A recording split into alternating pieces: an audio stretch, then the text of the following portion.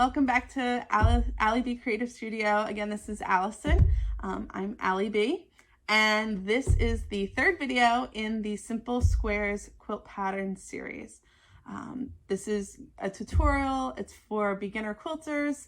I think it's a great way to sort of test those waters if you're interested in quilting before you dive head on in and start building a stash and buying rulers and finding irons that you love and sewing machines that you're drooling about.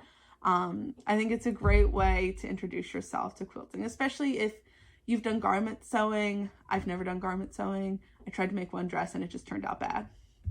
But if you're looking to broaden your horizons, you know, say you patch your husband's jeans or you hem people's pants with the sewing machine that's been passed down from your grandmother, and you know you got some time on your hands and you want to delve into something new, this is the perfect way to do it.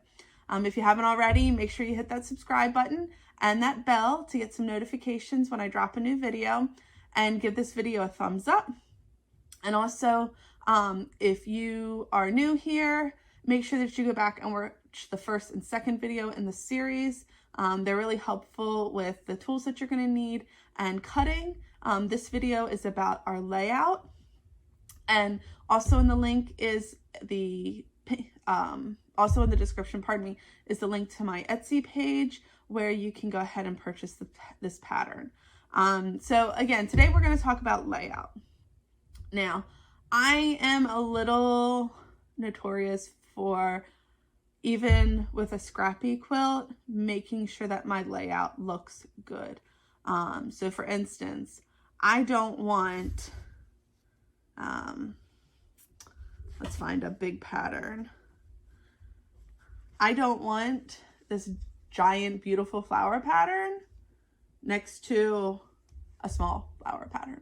I just don't want that. This is not, I mean, if you like it that way, you can, but that is just something that doesn't work for me. I want to make sure that these same patterns are not abutting each other.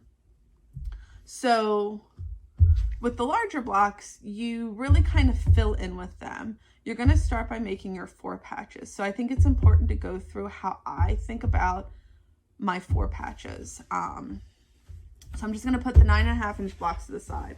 So depending on what you have, if you've cut yardage, you know, you could be totally scrapped up where nothing matches, which is amazing. If you've got fat quarters, you could have a couple different, you know, types of fabric. If you're doing a layer cake like me, I have, how many different patterns? 12 different patterns of my fabric. Actually, 13. Nope, 12.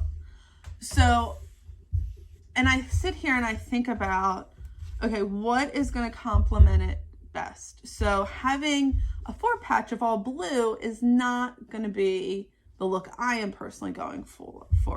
I want to pull some of these blacks in that have silver, and if you can see, these dragonflies have gold, so I'm going to pull some silver, some gold in. And I also don't want a 4 patch, if I can avoid it, that has 2 of the same fabric in it.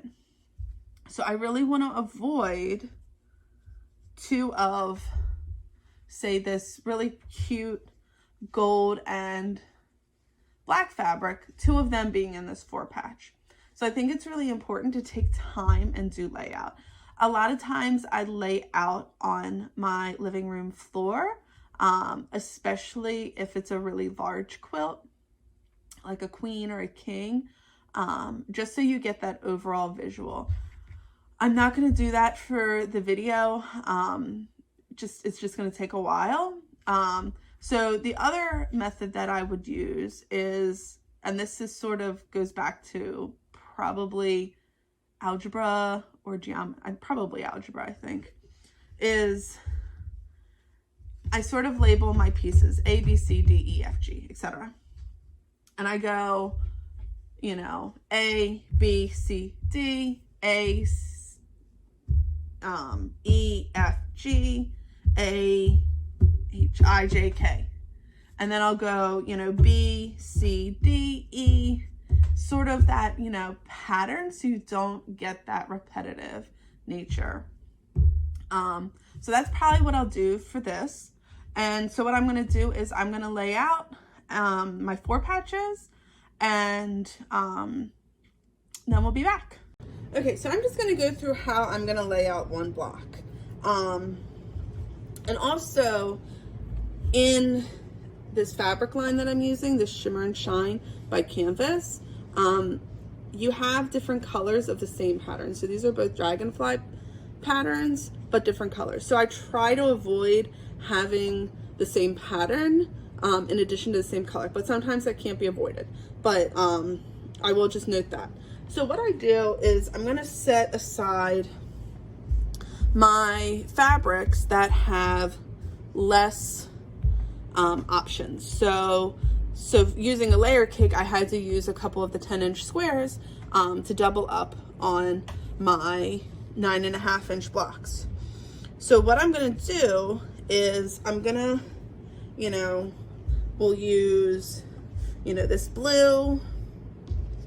And so this is really like a small intricate pattern. So I'm going to want a larger, more sort of noticeable pattern. So I'm going to use this firework dandelion-esque pattern. So I want to make sure then that I'm going to pull in some gold. So I think I'll use the dragonfly. And again, now I'm going to want something light. So since I pulled from, and I'm going to note, so I pulled this sort of firework dandelion fabric off of a group that has less squares in it. So I'm going to make sure that I only have one of those squares per block, because otherwise I'm going to be pulling and I'm going to lose some fabric options.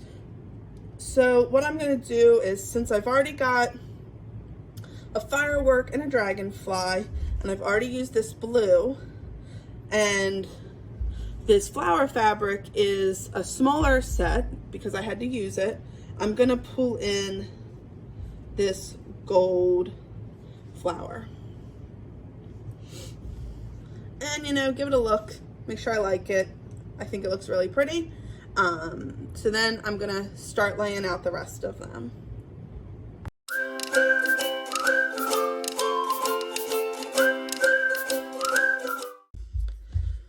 Okay, so as you can see, I'm kind of down to where I'm going to have some duplicates, because clearly I did not use enough of certain fabrics. And I'm going to obviously have some more instances where I'm going to have more black than blue or silver. So this is where I start to kind of pull back from where I was. Okay, so I had an extra blue one, so that's good. That gives me a little bit of contrast there. So we could do these 4 together, and they're 4 different patterns. And here I need to swap out one of these. So what I'm going to do is, even though I'll have 2 of these flower patterns, actually, let me see. If I pull those, no, oops, no, that's, let me pull another row back. Okay, so what I'll do is I'm going to swap out this for this one. And even though I'm going to have all blacks here, it's, you know, it's only going to be 1 4 patch with all black. So not a huge deal. It could be worse. So I think that turned out really well. So what I'll do is, let me just look. That's blue, blue, blue. None of those match. None of those match. They're all gold. This is all gold, all gold. So this will work. So I'm just going to, you know, lay these out. And lay these out, and then the last 4. So this is, again, you know, pretty much how I lay out. And I try to keep things, you know, how they're going to be pieced together. So top left, top right, bottom left. And then you're going to piece them. And, you know, when you get your 9.5-inch squares, we'll do a bigger layout. Because again, I am, sort of finicky in that I don't really want this fabric being here because it's the same fabric as that. But if this is the last square that's there, you know, and we have, say, this fabric on that side, just flap your fabrics around. Just rotate it 180 degrees, and then this would be up there. So that's, you know, an easy solution. So, okay, so you've got everything laid out. I think it's really important, if you're new to quilting, to do some labeling. I work in one area. So I work in my basement. I have a table set up down here. My sewing machine's here. My cutting surface is here. My ironing mat is back there. So I don't label that much. Mainly because I work in a small condensed area. If you're working in multiple areas, say you're cutting in your kitchen and you're sewing in your dining room and you're laying out on your family room floor, which I have done, labeling becomes really important, because if you don't have that opportunity to complete a step before your allotted sewing time runs out, you may forget how your pieces are aligned. So I always align my pieces, you know, here's my top left, top right, bottom left, bottom right. And if I don't have a chance to piece all these this evening, what I'm gonna do is I'm gonna put something, you know, a pin, just something simple in this top left corner, and that's going to tell me that that's my top left. I recently purchased a product. Let me find them. They're called Alphabetties by It's So Emma.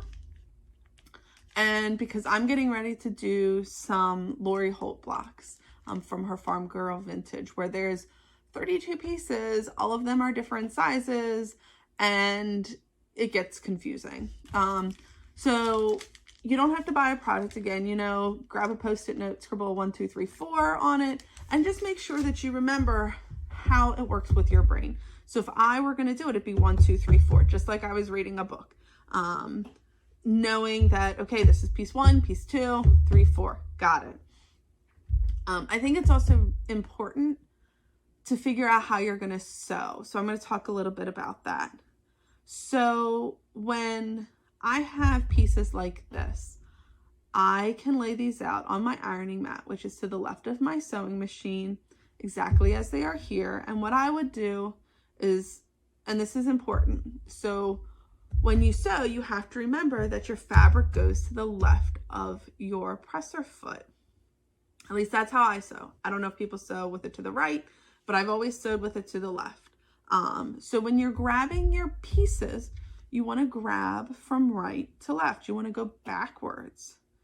So you grab from right to left, and then you go sit at your sewing machine. This is exactly how your fabric's going to go. If you grab left to right, your seam is going to be on the wrong side. Now with this, it's not a huge deal because you can just flip it this way and then your seam's fine. But when you're piecing very complex blocks, or, you know, you're not piecing a 4-patch, you're piecing, you know, a 4-patch with a strip in the middle, then things are going to get a little wonky, especially when these intricate blocks affect the secondary pattern that goes on. So again, I think it's really important to work right to left. Again, that's a little backwards in your brain, but I think it works most of the time. And again, if you need assistance remembering, you know, go ahead and label each one. Grab those sticky notes, 1, 2, 3, 4, 1, 2, 3, 4. That way you know which block is, you know, your top left to your bottom right. So use what tricks, what helps your brain. So this was our layout video. Again, this is video number 3 in the series. The next video is going to be sewing, which is where things start to come together. So I'm going to teach a couple techniques that some people may not know about. I think some of them are thread savers. But join me for the 4th video, the sewing video with the Simply Squares quilt pattern by Ali B Creative Studio. And don't forget, if you haven't already, hit that subscribe button, hit that little bell so you get notified when I release some new videos. Make sure that you go to my Etsy shop, buy the pattern so you know exactly how many pieces you need, how much yardage you need to make this quilt. And give me a thumbs up if you'd like the video. But I will see you guys next time for video number 4, and I'll meet you at the sewing machine.